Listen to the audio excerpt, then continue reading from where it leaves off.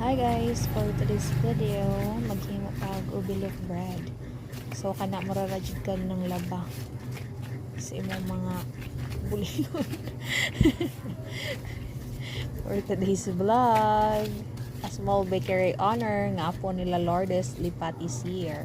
So muna na kani kay ready na ni siya kay gimasa na ako siya no. Kana ko ingana naka perfect kay bisag wiraw nimo dili jud na siya mabulag. Magbulag pa mo sa iyo kuyab kaysa magbulag mo ana. So ingon ana ra na siya ka easy.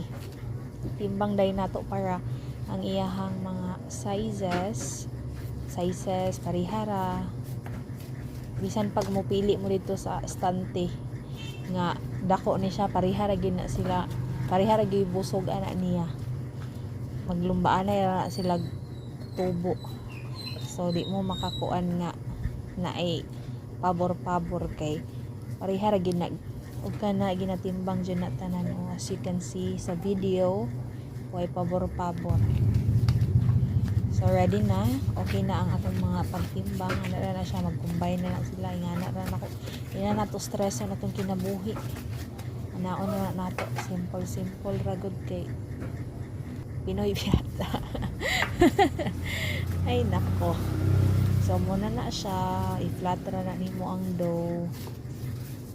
Kinahanglan pantay jud na siya. Wala jud easy ra jud kay na, pwede ra jud mo makahimo sa inyong balay nga nana. Grabe ka sayon. Mas lisod pang higugmaon ka kaysa pag gamaan na nga dough. So ana ra, lukot-lukot na nimo, dapat naka-press jud na ang ilaw para na siya mag-bubbles. Di ba? Ana ra, super easy. Pwede ra ninyo mahimo sa inyong kuan. Nagkuha din tag kanayahang molder. So set aside. Ora gyud pa na balik lang pa kita. Wa gyud daghang langas. Ana ay gyud kasayon. Diba? Perfect. So kung sa inyong buhatan na basta makumbay ng violet ug kana ang white, pwede na siya. Kay magka-kuha na gyapon sila. Kita ra gyapon ng white sa ilawom.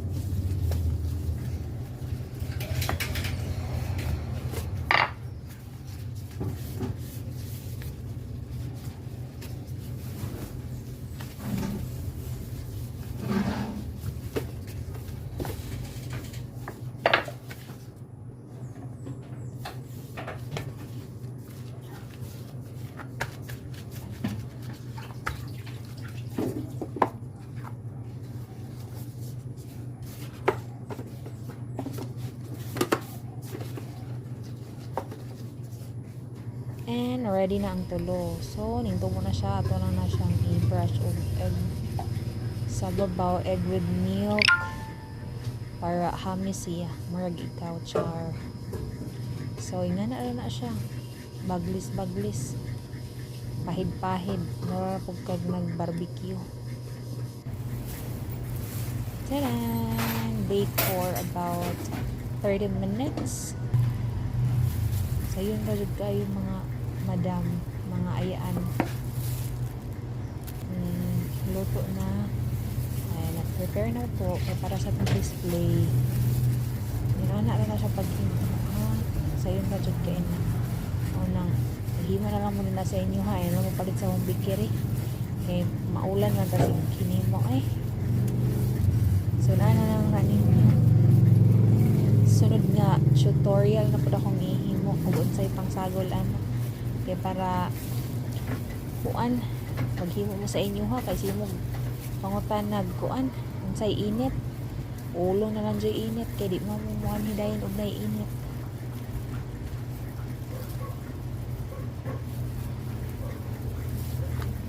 Na siya ka-easy. Thank you for watching.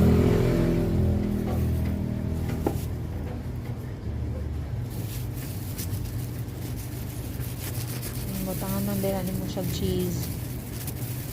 Gamit lang tag magnolia din nga cheese, no? Pwede po din cheese. Kung sa'yo mga cheese diya, butangan nun din toppings for the go.